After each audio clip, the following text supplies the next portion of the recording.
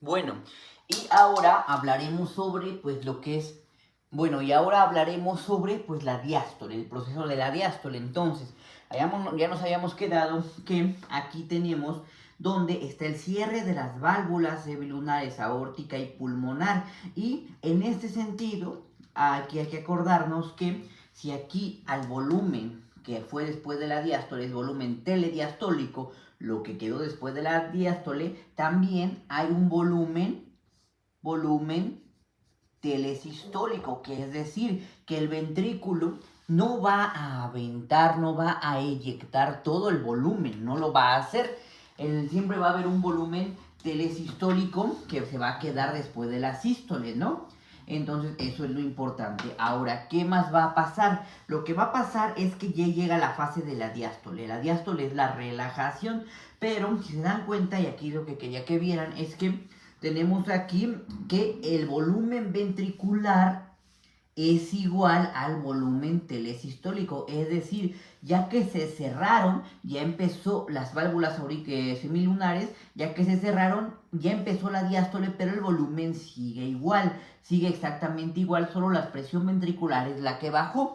Entonces, a esta fase donde el volumen está igual, pues creo que es muy fácil pues deducirlo. Aquí voy a borrar, para poder ejemplificar. Entonces, aquí esta parte, adivinen cómo se le denomina. A esta parte se le denomina relajación isovolumétrica. Isovolumétrica, porque aunque ya hay relajación, aunque ya está en la diástole, el volumen se mantiene. Y después ya viene la fase de llenado ventricular, donde tenemos aquí claramente, donde tenemos aquí el ventrículo, ¿no? Entonces aquí ya se cerraron las válvulas aórtica y la válvula aórtica y la pulmonar, y aquí ya se cerraron. Entonces, en este sentido, si se dan cuenta, cuando la presión auricular supera la presión ventricular, está la apertura de las válvulas auriculoventriculares, la tricuspidia y la mitral. Aquí se abren, ¿vale? Y empieza ahora sí el llenado ventricular, que sería básicamente esta fase de la diástole, que sería el llenado ventricular, ¿va? Y empezamos con el llenado, pero como al momento se abre, digamos un poco a presión, lo que va a pasar es que la primera fase se le va a denominar la fase de llenado rápido. Entonces, esta fase donde ven este pico del volumen ventricular que empieza a aumentar súbitamente es la fase de llenado rápido, ¿vale? La fase de llenado rápido es toda esta que aumenta abruptamente lo que es el ventrículo, ¿no? Entonces, esa es la fase denominada del llenado rápido, ¿vale? La fase de llenado rápido. En esta fase se puede llenar aproximadamente el 70%. El 70%.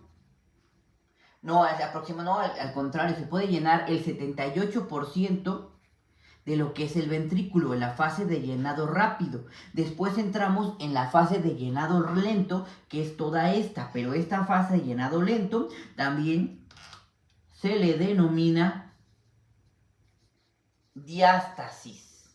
La fase de llenado lento, la diástasis, también llena el ventrículo, pero solamente llena aproximadamente un 2%, porque la fase de llenado rápido nos llenó el 78%, entonces más 2, aquí en la fase de la diástasis, aproximadamente el ventrículo está llenado en un 80%, ¿sale? Y el otro 20%, ¿cómo se llena? Bueno, pues se llena en la última fase, que está aquí. Voy a borrar esto, ¿vale? En la última fase, que sería esta, que es la fase de contracción auricular.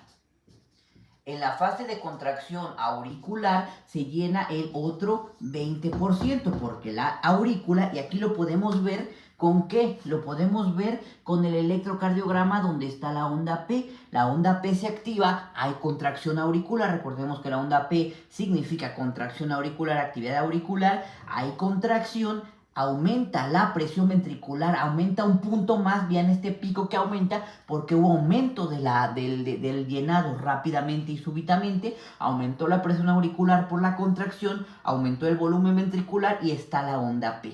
Y ahí está. Ahora, ya vimos aquí que hay dos ruidos cardíacos, ¿no? Tenemos el primer ruido cardíaco, que es el cierre de las válvulas auriculoventriculares, y el segundo ruido, que está el cierre de las válvulas semilunares, ¿no? Entonces, ¿cuál otro ruido hay? Generalmente no debe de haber otro ruido, pero en la fase de llenado rápido, se puede dar lo que es el tercer ruido cardíaco, o el tercer ruido que se le denomina como de galope, ¿no? Este es fisiológico en niños por la turbulencia, pero en personas que tienen, en personas que tienen afección ventricular en la relajación, es decir, que tengan una dilatación ventricular, puede escucharse lo que se le denomina el tercer ruido cardíaco o de galope, es lo como se le denomina, ¿vale? Y el cuarto ruido cardíaco, este siempre es patológico, porque el tercero puede ser fisiológico en niños, ¿no? Pero el cuarto ruido cardíaco, cuando está la contracción auricular, en la fase de la contracción auricular, si el ventrículo está hipertrofiado o hay una alteración en la relajación, que esté muy con hipertrofia o alteración en la relajación, se puede dar lo que es el cuarto ruido cardíaco. Y aquí se da el cuarto ruido cardíaco, que también es patológico, ¿no? Y aquí tenemos ya plasmada la diástole. Entonces, recapitulemos: fase de contracción isovolumétrica, porque se cerraron las válvulas semilunares, pero no hay entrada de ningún ni cambio de volumen, por eso es isovolumétrica. Después aquí, cuando la aurícula vence como tal la presión ventricular, se abren las válvulas auriculoventriculares y empieza la fase de llenado ventricular o de llenado rápido, la primera fase, donde se llena el 78% del ventrículo y puede darse el tercer ruido cardíaco en ese caso. Entonces después entramos a la diástasis, que es el llenado lento, el llenado sostenido, donde solamente se llena un 2% más, generando un 80% de llenado de lo que es el ventrículo. Y por último, la contracción auricular, la onda P activa la aurícula, hay un aumento en la presión ventricular por el aumento de volumen que da el última expirada, tenemos aumento de la presión auricular y el llenado ventricular, digamos por contracción auricular, se da en la última fase de la diástole. ¿Sale? Y aquí tendríamos ya otra vez el volumen telediastólico. Entonces, se repetiría el ciclo. ¿Por qué? Porque aquí veríamos cómo aquí el ventrículo empieza la fase de contracción isovolumétrica. ¿Por qué? Porque el volumen va a seguir igual hasta que aumenta tanto el ventrículo, ¿sale? Aumenta tanto el ventrículo la presión que vence al de la aorta, se abren las válvulas semilunares y se da la fase de llenado, que se da la fase de eyección, ¿sale? Aquí sería la fase de eyección, que se divide en 3 tercios.